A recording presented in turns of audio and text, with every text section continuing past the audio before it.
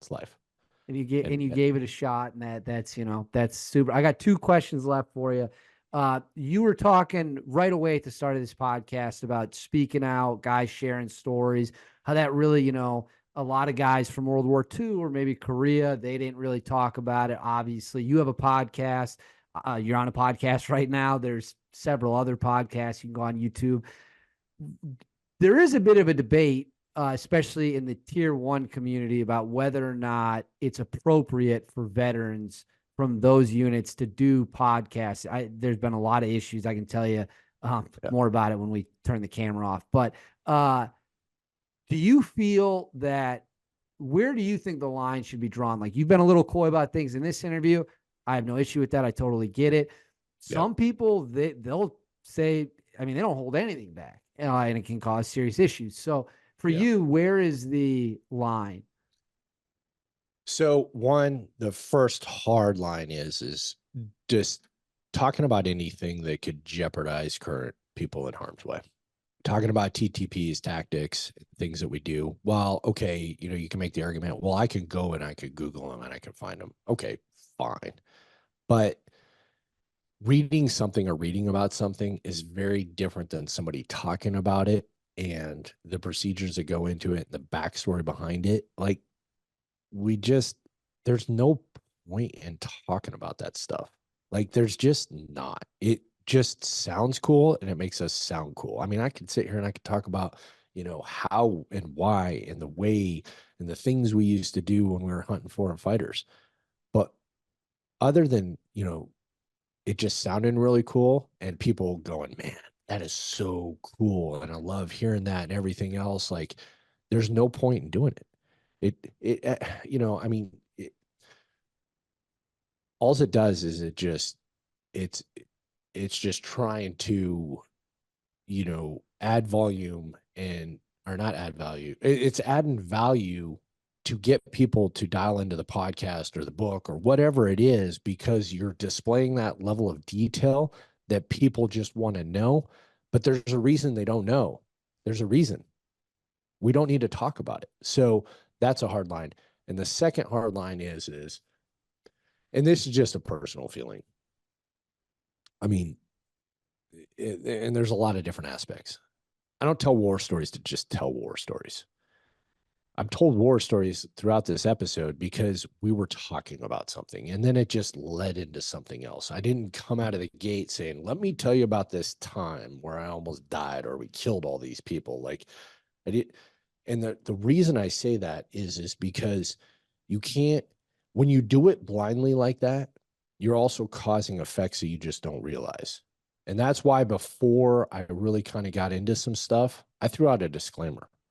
Hey, the things I'm about to talk about, some of the stuff that I've already talked about, it's gonna unnerve some people. It's gonna make you think about some things that maybe you haven't thought about. So therefore, if you're struggling, the things I'm talking about, they make you feel a certain way, please go talk to somebody. But if you just blindly talk about them without an appreciation for the impact that it's going to have on the audience, you are being selfish. You're just being selfish, is my opinion. So I know that there's a lot of stuff that's out there, and I'm very familiar with it as well. And I've had people that have come on my or that have refused to come on the podcast because they think of something like that. And I try to explain it to them, and I'm successful, in some ways I'm not, and that's okay.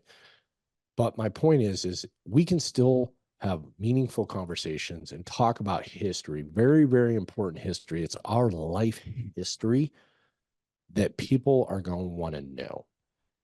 I mean, how many times have you heard some World War II, World War I, Korean War or veteran or Vietnam veterans, kid say, my dad never talked about that stuff. All the time. Right? But they would love to. They would love to know. Well, guess what? I don't sit around and tell my kids war stories either. Okay. But guess what? They can hear about some of the stuff their dad does, and they'll probably wait till I'm dead because, that's just how kids are. But, maybe when I'm dead, they're going to be like, well, and now it's going to be there. And now they can hear about it, and now they'll have maybe a little bit of appreciation that, oh, well, maybe dad was a dick about some of this stuff because dad saw some shit. Fair enough. No, I think that's good. Well, off that, do you have an opinion on, like, I know if you go on Instagram or YouTube, there's like a whole industry now, former operators that teach Yeah. tactics. And it's like, here's how we stack up. Like, guys from SEAL Team 6 have Yeah. massive followings, and it's literally YouTube videos of like, here's how we stack up on a door, here's how we breach the door, here's how you flood the room. I've always saw that. I mean, I think it's cool. I'm not gonna lie. I Yeah. think it's Yeah. cool. Absolutely. But I always watch those videos and I think to myself, if I was a bad guy, why wouldn't I just sit all day and just watch these and try to figure out what these guys are doing? Yeah. That to me has been very confusing, and I'm surprised. I guess it's obviously not illegal, but I'm surprised by how common that has become. Hmm. Make it even more real is, who do you think trains the SWAT teams in the United States of America? Former operators. Exactly. And here you are showing some shitbag drug dealer how we do, call outs, and we do this different stuff. And, you see it all the time, SWAT teams doing stuff and getting shot and everything else because, I mean, what can they really do with it? I mean, there's a lot to be said for that. But at the end of the day, it just goes back into, why are they doing it? What educational value is that for the common person? The common person just needs to know how to handle a gun, defend themselves in a situation. Okay. That, whatever situation they find themselves in, do they need to know how to clear a room? Well, you got the airsofters, you got these. I don't give a shit if they know how to do that right. I don't care. I could give two shits if an airsofter knows how pie a door to make sure that I don't get shot, on the other side of the door before I make it. Like, I don't care. Like, and there's no value in a common person knowing that. There's only bad things that can happen from that. And that's terrorist, ill state actors, people, in the United States of America, that, for SWAT teams and everything. Like, there's only bad that can come from putting that stuff out there. And the funny part is most of those guys that are probably teaching that stuff were super, super irrelevant in their time in service. Okay. I just was having this conversation, and this is not a SEAL bashing kind of thing, but just because a guy's a Navy SEAL, like, doesn't mean that he was in SEAL Team 6 rescuing Osama or killing Osama bin Laden. Right. I'm sorry. Okay. Like, he wasn't. Okay. The average SEAL was not. And they're great things, and they've done great things. And I'm proud they're, Americans and all this stuff. But for people listening, be very careful of who you're listening to and the credentials. Just because they were a Navy SEAL or an Army Ranger doesn't mean that they were super relevant during their time in service, and that they were, running and gunning, and doing unbelievable things, in their time in service. I'm smiling because there are stories that could be shared that I won't get into. But Yeah. you are 1,000% correct with the statement you just made.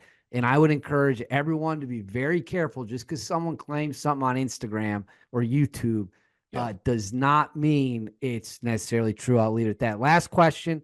This Yeah. is a fun one. It is kind of an interesting segue talking about training and stuff. As the viewers know, I keep a Red Dawn DVD right over my shoulder in the background of the set. It's Yeah. my favorite movie. I probably watched it too young the first time, but I fell in love with it right away.